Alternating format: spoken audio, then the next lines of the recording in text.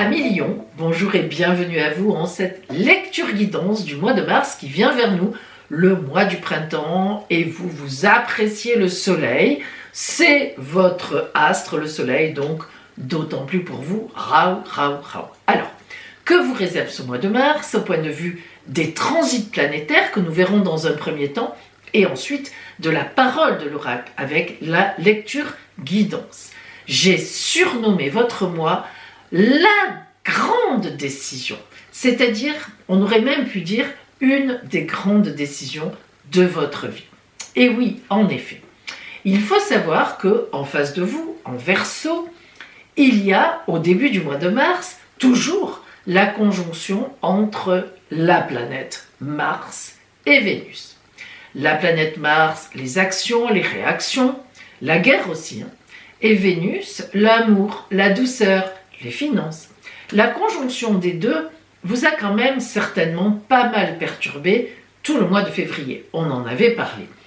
Ça a pu être une vraie perturbation très complexe si dans votre thème natal, la planète Mars était mal positionnée par rapport à votre soleil de naissance, évidemment.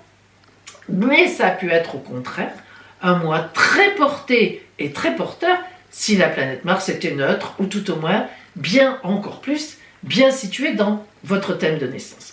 Avec Vénus, elle a pu vous apporter une grande rencontre, elles ont pu vous apporter des finances, elles ont pu vous apporter un grand bonheur, comme tout le contraire. Elles ont pu vous apporter une tromperie, une trahison, la décision d'une séparation, etc. Donc ça, compliqué quand on n'a pas votre ciel natal, de vous dire exactement ce qui a été impacté, mais vous devez le savoir, puisque ça s'est passé en février.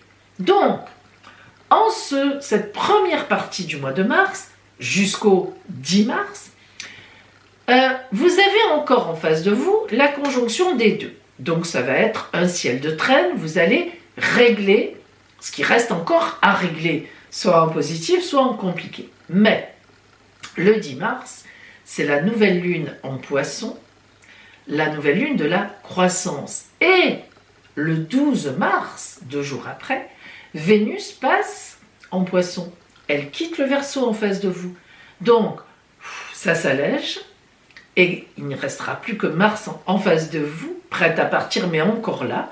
Et là, vous allez tout régler. Que ça se soit bien passé ou que ça a été compliqué, tchouk, vous prendrez une décision sur laquelle vous ne reviendrez pas à la mi-mars qui réglera tout. Ça peut très bien être, je laisse tout tomber, ça suffit, tant pis, je m'en fiche, je me retourne et je m'en vais, et ça sera parfait. Comme ça peut être, waouh, ce qui m'est arrivé, c'est génial, allez, avec ça, on va décider que. Voilà. Mais, quoi qu'il en soit, la mi-mars, c'est le grand départ, par votre décision d'autre chose, vers autre chose. Et cette décision, Amis Lion, sachez qu'elle vous portera haut et loin, au moins jusqu'en 2026. C'est pas rien. Quand je vous dis que c'est une grande décision, c'est une grande décision. Alors, réfléchissez bien et allez-y. Et bien maintenant, on va voir comment la parole des oracles peut aussi vous aider par rapport à cette grande décision. Lion, voyons maintenant donc bien sûr la parole de l'oracle pour vous en ce mois de mars. Et nous commençons par la carte qui représente l'énergie extérieure que vous envoie la vie.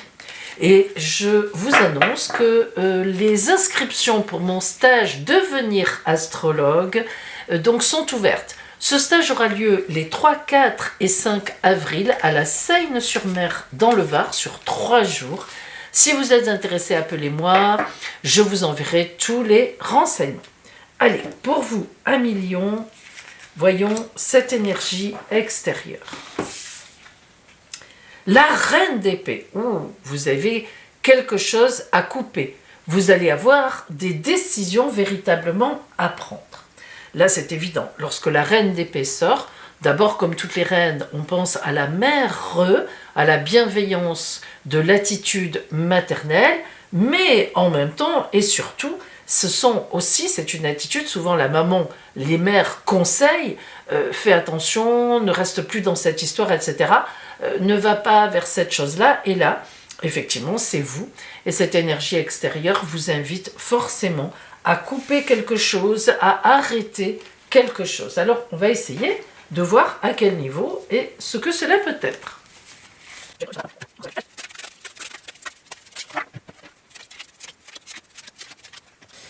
Alors, si nous regardons déjà globalement donc cette lecture, ce tirage, nous voyons que nous avons 3 arcanes majeures, non 4 pardon même, et oui, ça fait beaucoup 4 hein, quand même, sur 78 lames, et là on en a uniquement 8, c'est que vraiment vous avez quelque chose se joue à millions en ce mois de mars. Alors nous avons le chariot, le mat, le fou, nous avons la roue de fortune et le pendu. Waouh! Alors, on y va. Et nous commençons par les énergies internes avec lesquelles donc vous commencez ce mois de mars. Nous avons le 7 de coupe et le chariot, qui est d'ailleurs l'arcane numéro 7. Alors, 2 cartes magnifiques. Tout d'abord, commençons par le 7 de coupe. Le 7 de coupe, comme tous les 7, justement, comme le chariot, c'est une carte de victoire, hein, disons-le. 7 égale victoire. Et 7 de coupe, on a donc une difficulté vaincue dans les relations, une créativité qui s'annonce, ça veut dire la rencontre de nouvelles personnes, 1 million, mais en même temps, donc, comme cette énergie est en vous, on voit bien que vous démarrez le mois en vous disant « je vais faire autrement, je vais prendre d'autres contacts, je vais aller vers des personnes que je ne connais pas encore. » Bref, on voit bien que vous avez envie d'agrandir votre cercle de connaissances. Le chariot vient encore appuyer cela. Le chariot, c'est une carte de grande activité. C'est le militaire qui prend ses ordres directement du divin et qui avance droit devant au galop, sans se poser de questions. Il sait qu'il est inspiré par le divin, il a une mission à accomplir, il fonce et il sait qu'il va vaincre. Et en effet, le chariot s'appelle la victoire. Mais cette victoire, qui est en vous aussi au début du mois, elle ne s'obtient pas n'importe comment, c'est une grande confiance en vous et puis surtout, une grande détermination. Alors, en ce début de mois, vous voyez que la reine d'épée qui vous dit « il va falloir couper des choses, il va falloir faire autrement, il va falloir prendre des décisions importantes », eh bien oui, déjà vous l'avez en vous au début du mois. La décision d'ouvrir votre relationnel, de voir d'autres choses, d'autres personnes, et puis de foncer droit devant là-dedans. Si l'on regarde maintenant votre grand objectif, nous avons le 6 d'épée. Le 6 d'épée est une carte un peu particulière par rapport aux autres 6. En général, le 6 parle d'un choix à faire. Il y a toujours cette notion de choisir. On arrive à une croisée de route, on va vers quelque chose. Or, le 6 d'épée, pas du tout. Le 6 d'épée parle d'une récompense, parle même d'un diplôme, on vous reconnaît. Si c'est dans votre grand objectif, cette carte sort, c'est que votre objectif est de vous faire reconnaître dans quelque chose. Que l'on dise, tu es là, tu as raison d'être là, voire même, peut-être allez-vous passer un examen dans une reconversion professionnelle, ou bien pour un diplôme, bien tout simplement des embauches d'emploi, avoir des rendez-vous de détermination. Et en même temps, ce 6 d'épée parle d'obstacles qui sont vaincus. Donc on a, pour ce grand objectif, l'envie d'être reconnu, vous êtes déjà en route d'ailleurs, hein, mais en même temps, la niaque pour y aller, pour vaincre ce qui pourrait être des obstacles sur votre route. Or, ce grand objectif, cette envie de reconnaissance, ce besoin et même cette demande de reconnaissance, est entouré de la carte du mat, du fou, arcane majeur, donc importante, et du 4 d'épée. Très belle carte, le 4 d'épée. Le mat. Le mat qui est du côté compliqué pour votre grand projet, du côté où il n'y a pas d'aide, effectivement, eh bien le mat, le fou, vous signale très clairement qu'il faut laisser derrière ce qui doit être laissé et aller vers l'avenir. Le maître, c'est ça. D'ailleurs, on l'appelle aussi le fou, dans ce jeu c'est le fou, parce qu'il a une certaine folie, il part à l'aventure. Il prend son baluchon, l'essentiel, il laisse tout le reste, et il part comme ça à l'aventure. Il ne sait pas ce qu'il va trouver, mais il sait que c'est le moment pour lui de partir. Donc, dans cette détermination à vous faire reconnaître, ce qui va être compliqué, effectivement, c'est la peur de l'inconnu. Même si vous le sentez que vous en êtes là et qu'il faut le faire, c'est pas toujours évident de laisser derrière soi des gens. Il y a des personnes, c'est facile de les laisser derrière, parce qu'on voit quand même qu'il y a beaucoup d'idées de relationnel. Puis il y a des personnes, c'est moins facile de les laisser derrière, ou tout au moins, il y a quand même des choses à régler. Or, le 4 d'épée qui est là nous parle d'une grande stabilité. Ça nous parle d'obstacles vaincus pour retrouver l'instabilité. Ça nous parle même d'un moment de vacances, d'un moment de lâcher prise, le 4 d'épée.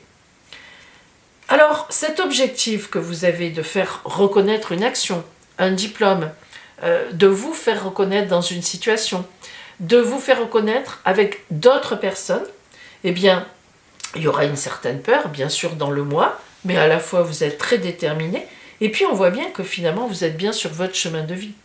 En même temps, dans cette détermination 6 d'épée, on a le 4 d'épée qui dit « Ne t'énerve pas trop à million, sache un peu lâcher prise aussi à certains moments dans ce mois, parce que ça va venir. » Voilà, c'est une question d'équilibre. Hein.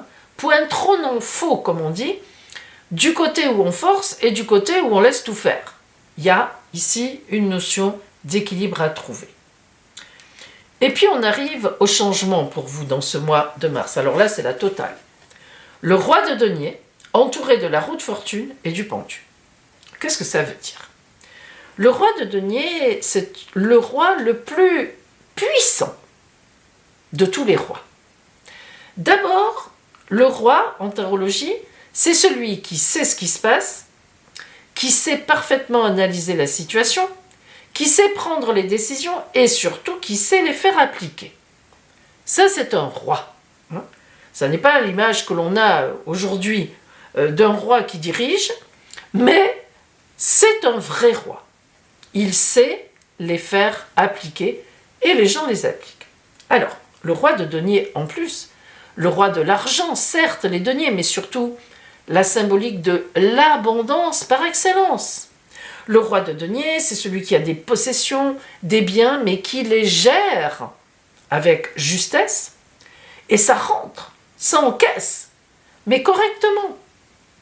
Alors ce roi de denier qui est dans les changements pour vous en ce mois de mars, ça prouve que vous allez aller vers l'abondance, que tout ce que vous mettez effectivement en place, cette reconnaissance que vous voulez, ces nouvelles personnes que vous désirez côtoyer autour de vous, eh bien, vous allez y arriver. On est sur le roi d'abondance. Tout va se mettre en place dans ces changements pour que on aille vers votre objectif. La roue de fortune nous symbolise ici un coup du sort, un coup du destin. Lorsque la roue de fortune intervient, c'est un tournant, poum poum, à 180 degrés. Donc, forcément que quelque chose aussi vient à vous. Comme ça, ce n'était pas prévu. Un imprévu, un inattendu, et qui rentre dans votre escarcelle. Donc, ça vous aide. Et surtout que là, c'est du côté relationnel. Là, on est dans le relationnel. Donc, cette roue de fortune qui est dans le relationnel vous dit, autour de vous, il va y avoir la connaissance d'une personne qui va vous aider. Il y a quelque chose qui se passe d'un coup du destin. Mais ce coup du destin ne vient pas pour rien. Vous imaginez que c'est aussi parce que vous avez lâché ce qu'il fallait et vous privilégiez ce qui reste à privilégier. Vous vous ouvrez. Et puis le pendu. Alors que vient-il faire ici? Dans les finances, le professionnel et les activités. Alors qu'on voit que vous prenez les bonnes décisions, que vous savez vous faire reconnaître et qu'on a de l'abondance. Eh bien tout simplement, ce pendu indique que ce n'est pas le moment. Alors quoi, pas le moment? Eh bien oui, il faut d'abord couper, la reine d'épée n'est pas là pour rien. Vous allez occuper tout ce mois de mars à cela, et ça va être un gros travail. Et les objectifs, l'objectif que vous avez et l'abondance pardon, qui vous est promise, ainsi que ce bon relationnel, eh bien, ça sera pour le mois d'avril sans doute, le mois de mai. Le pendu ici montre que vous n'allez pas tout faire dans ce mois de mars. Donc, il y a une mise en route, une mise en chemin, une grande décision que vous prenez. Cette décision, en mars, on vous dit, ok, vas-y, fonce dans cette décision, mais alors vraiment, vas-y. Mais voilà, on arrive à la fin du mois, le temps de faire tout ça, c'est ça que ça indique. On sera en avril pour effectivement les mises en place. C'est une évidence. Alors, nous allons justement zoomer sur le côté relationnel qui peut nous ouvrir des portes de la connaissance encore. On a donc la roue de fortune dans ce relationnel, c'est-à-dire qu'on voit bien qu'il y a l'intervention du destin, de quelque chose, de quelqu'un qui vient à vous.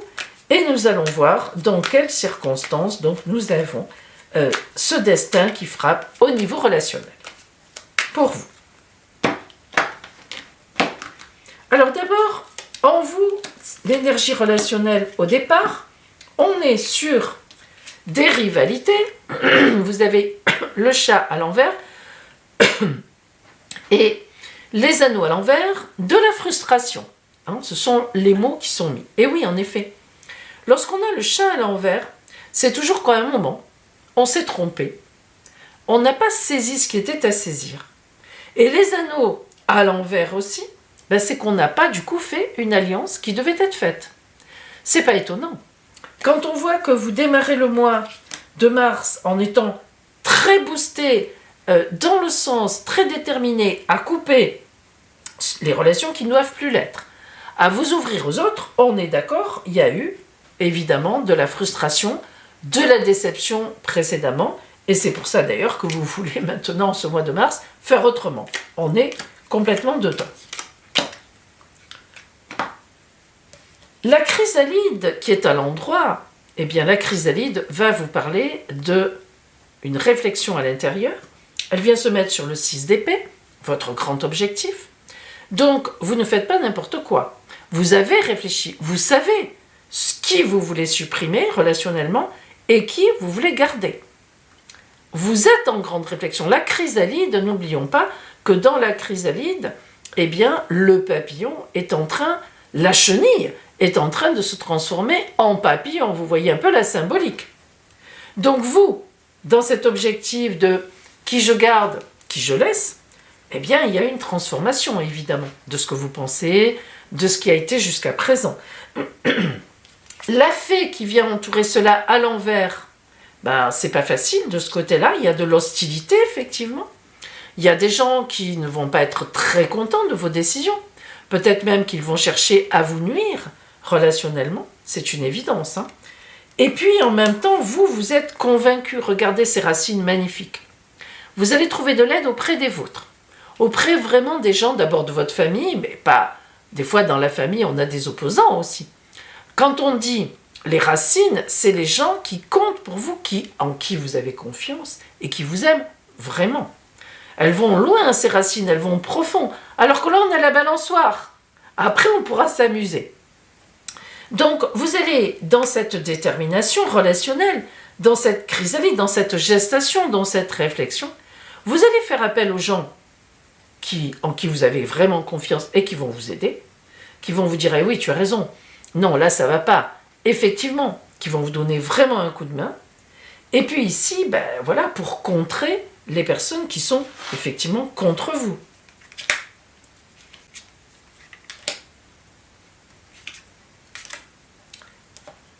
L'instant à l'envers nous parle justement donc de voir plus loin. Vous voyez qu'il n'y a pas de hasard.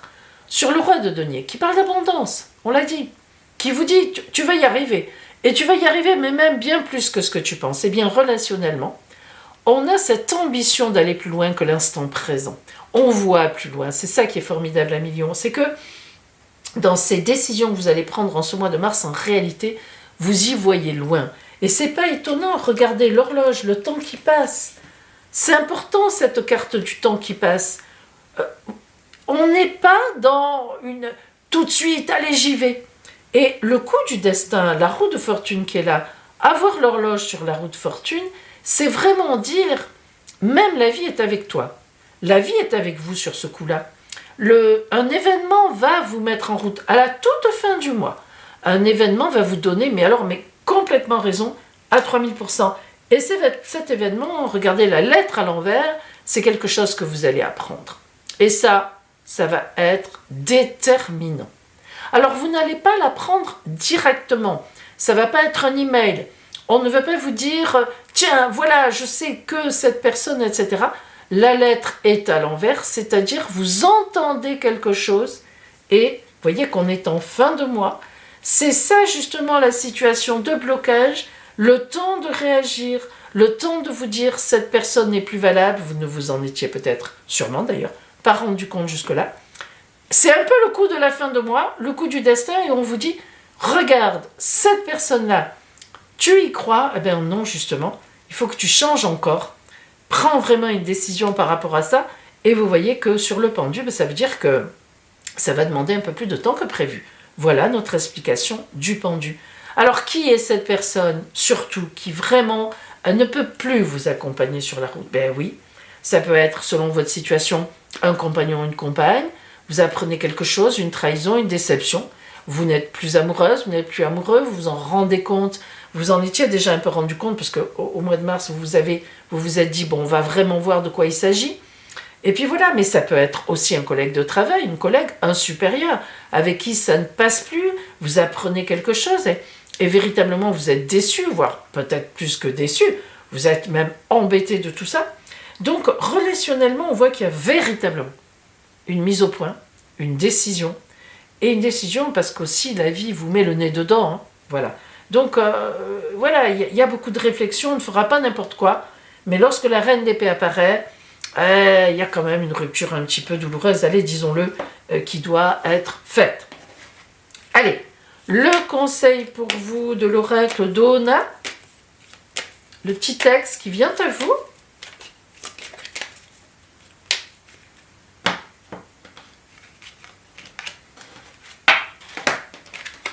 L'envol. Ah, voyez, hein.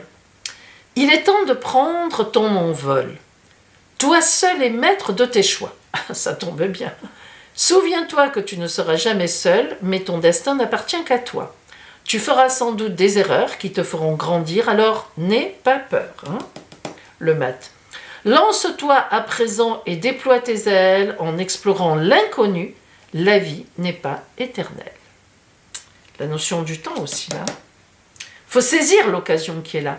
Il faut saisir cette occasion qui vous dit, là il faut changer, là il faut bouger, cette personne, il faut la laisser, il faut aller ailleurs. Voilà, hein, il faut saisir ça. Alors à Million, un mois un peu compliqué. Non pas compliqué mauvais, compliqué pour du bon, qui viendra en avril et en mai.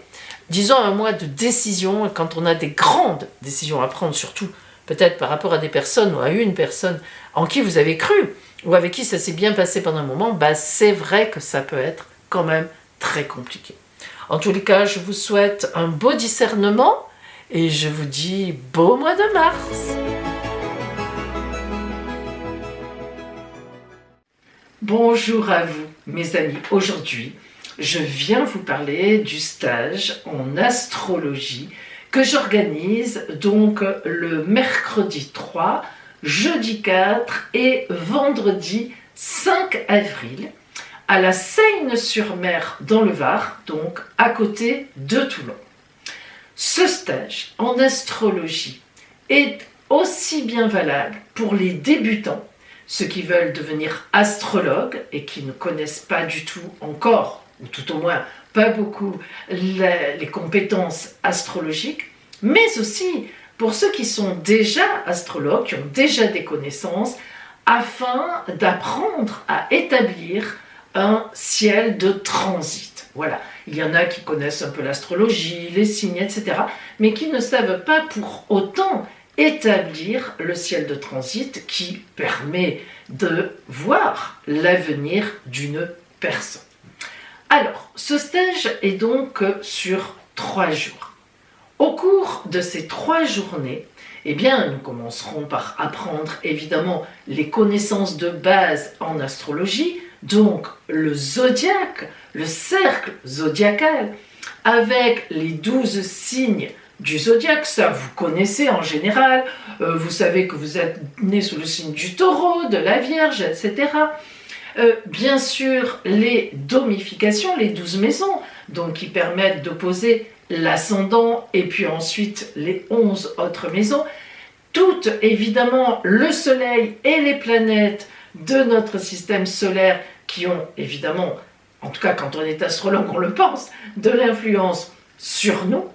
Et une fois que nous aurons étudié chaque signe, chaque interprétation, chaque planète, chaque maison, eh bien, évidemment, ce qui sera intéressant, c'est que nous apprendrons les différentes significations des interférences, des aspects entre le signe, les maisons et les planètes.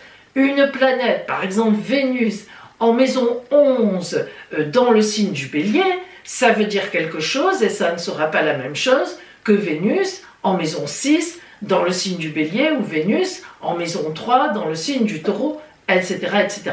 Tout ça, ça a un sens, tout ça, ça s'apprend, c'est déterminant et c'est déterminé à l'avance.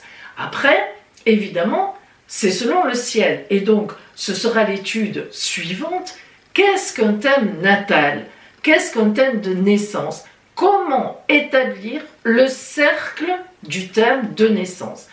Vous pensez peut-être que c'est très compliqué, mais pas du tout.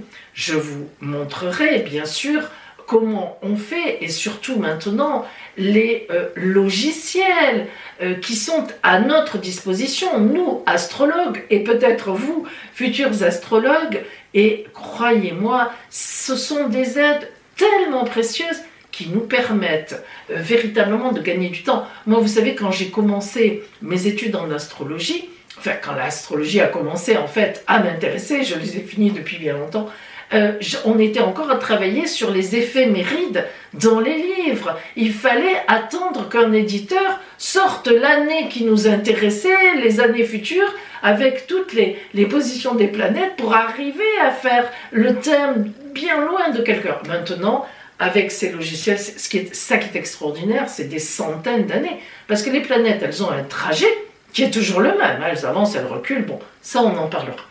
Donc, ensuite, comment donc établir le thème natal d'une personne?